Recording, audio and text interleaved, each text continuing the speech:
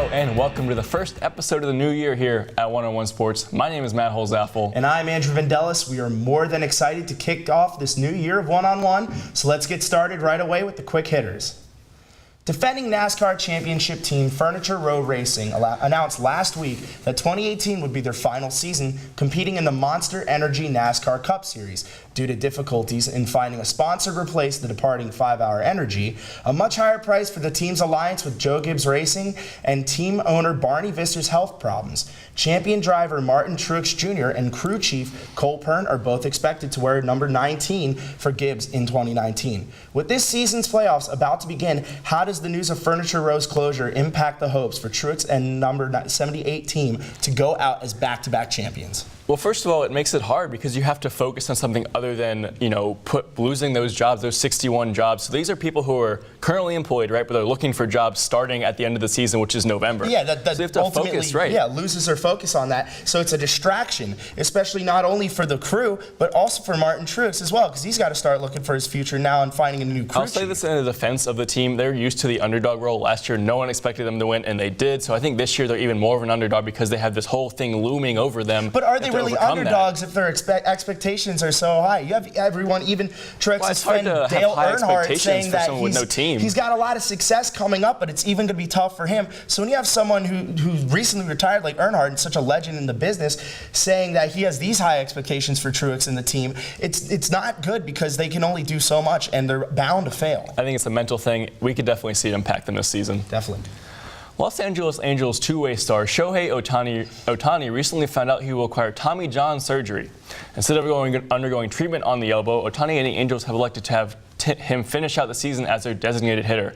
And is this jeopardizing his future as a pitcher? It's not bad, don't get me wrong, but it's not like the worst thing for him. He's proven so far that he's a versatile player. He already has 6 home runs already. So putting him at the DH isn't the worst thing for his pitching future. While they should rest him a little bit, this is about as limited as a role to not playing as you're going to get. I understand playing him. He's hitting .290, 19 home runs, almost leading the team in RBIs. But here's the thing.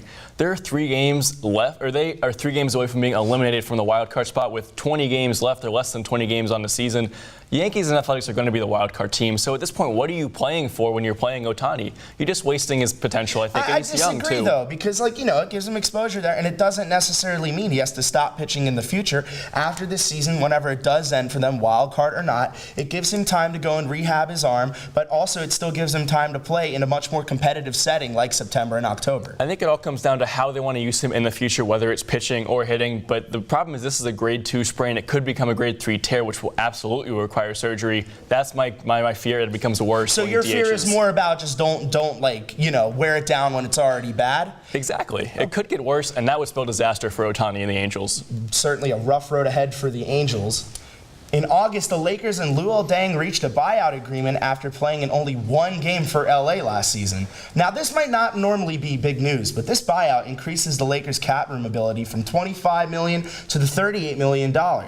Next season, Klay Thompson, Kevin Durant, and Kawhi Leonard headline the free agent list. Matt, which player do you think the Lakers will target? I'm going to shock you. Klay Thompson. And here's why. First of all, KD and Kawhi are both small forward, maybe power forwards, but the Lakers have a small forward and a power forward they like. LeBron's power forward, and I think Brandon Ingram at small forward is someone they want to develop. He's going to get better. They want him to be a lifelong Laker, and he will be if they continue to develop him. You look at that lineup. Lonzo Ball, Kentavious Caldwell-Pope, Ingram, LeBron, whoever starts at center. The thing missing is a sharpshooter, best shooter. That's Klay Thompson. He goes right in the shooting guard spot. He fits perfectly with their lineup. One thing I think that the Lakers are really missing, other than LeBron, is a really good lockdown defensive player, and that's why you go for Kawhi Leonard. Klay Thompson can do that too, though. Yeah, but I think with Kawhi, you can shift him around more than you could Klay. Klay, you could maybe put him at the 3, keep him at the 2. You could have Kawhi both at the 2 and the 3. You can move him around, have him guard anybody. Curry, check. KD, check. Russ or Paul George, check. Anybody in the West, Kawhi can guard. And on top of that, he's a sharpshooter of his own. He's aggressive to the ball, and he's one of the best players in the league. I'm not knocking Kevin Durant at all. There's no doubt he's a top 2 player in the NBA, and he deserves as much money as he's going to get. I don't see him leaving Golden State, although I didn't see him leaving OKC. I just think that but Klay he's Thompson actually winning championships and in Golden KCP State is the most expendable starter the Lakers have right now. Therefore, that shooting guard spot slots him in perfectly. Talk about Kawhi. If he loves Toronto, he could say, we don't know that yet. I mean, he wasn't certainly happy with that initial move now. He's not happy with anything now. You know he'll be happy if he plays with LeBron because that means actual title contention in the years to come. Toronto, I agree. Not really. We'll have to see. Obviously, LeBron looking to fill that roster out as much as he can. Sunday marked the first full day of the NFL season, and one of the first games of the day ended in the most improbable way. The Pittsburgh Steelers and the Cleveland Browns ended their first game of the year in a 21-21 tie. Andrew, is it time to change the overtime rules, and if so, what are they going to look like? I'm going to go with the age-old adage here, if it ain't broke, don't fix it. While they could be changed, why even have the concept of a tie, or even the prospect of it introduced in the first place? It adds intrigue to games. At the same time, you have people like the Browns who actually didn't lose this time, and while it would decide a winner to change it, have a decisive winner, it adds more spice to any future playoff implications, of course, for the Steelers. One crazy thing about this is that it shouldn't have been a tie. Boswell missed a field goal. Gonzalez missed a field goal.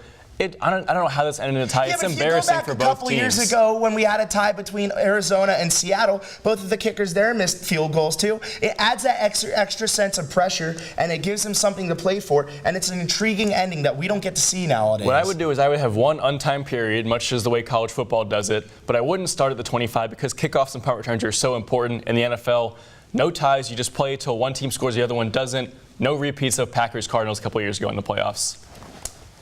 Well, that is all the time we have for the quick hitters. But don't worry, we have the WNBA finals coming up next.